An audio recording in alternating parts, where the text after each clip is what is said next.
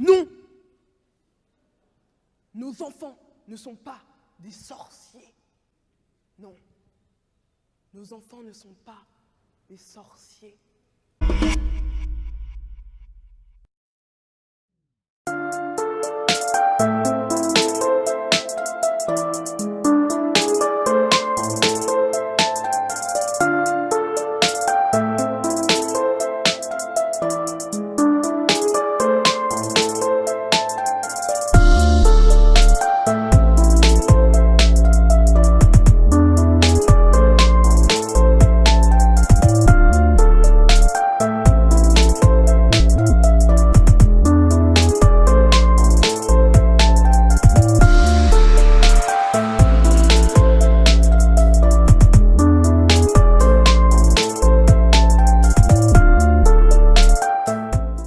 Le Togo, pays d'Afrique subsaharienne de quelques 7 millions d'habitants, est devenu le terrain d'accusation d'enfants quelque peu particuliers.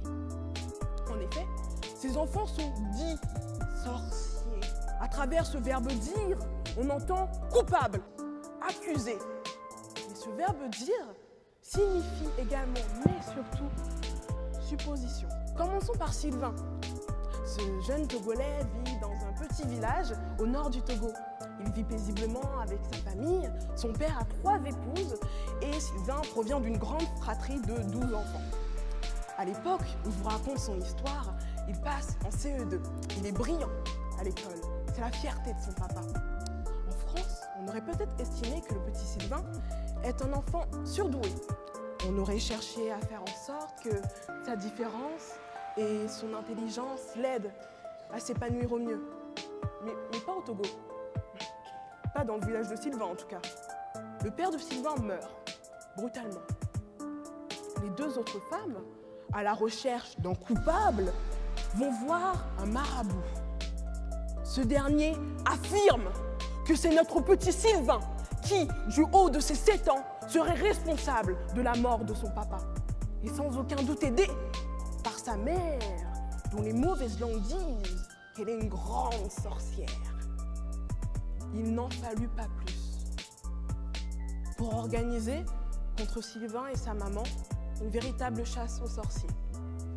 J'ai basé ma plaidoirie sur le travail de l'ONG Creuset Togo. Donc ils m'ont envoyé des témoignages d'enfants, des chiffres concrets. C'était vraiment important pour moi de ne pas baser mon travail juste sur des articles sur Internet, mais vraiment sur des informations véridiques. Ce sujet, parce que je suis née au Togo, même si j'ai eu la chance d'être éduquée en France, j'avais envie de parler de mon pays, j'avais envie de parler d'acteurs dans mon pays qui chaque jour se battent pour amener une meilleure condition à l'enfant en Afrique globalement. En fait, cette cause me tenait tellement à cœur et elle me tient tellement à cœur que c'était assez facile parce que c'est une très belle opportunité d'avoir l'opportunité de s'exprimer, d'être écoutée et j'étais tellement heureuse que ça s'est fait tout seul. La défaillance sociale, la pauvreté causée par les guerres, les conflits sont responsables de cette récente accusation d'enfants pour sorcellerie. Parce que quand une famille est pauvre et a du mal à nourrir tous ses enfants, en accuser 2 ou 3 des sorciers est un excellent moyen pour s'en débarrasser. Et puis ce qui est bien, quand on accuse les enfants, c'est qu'ils sont trop jeunes pour se défendre. Un enfant de 9 ans, il ne pourra pas vous dire pourquoi il n'est pas un sorcier. Il pourra même finir par dire ou croire lui-même qu'il en est un, juste pour qu'on le laisse enfin tranquille.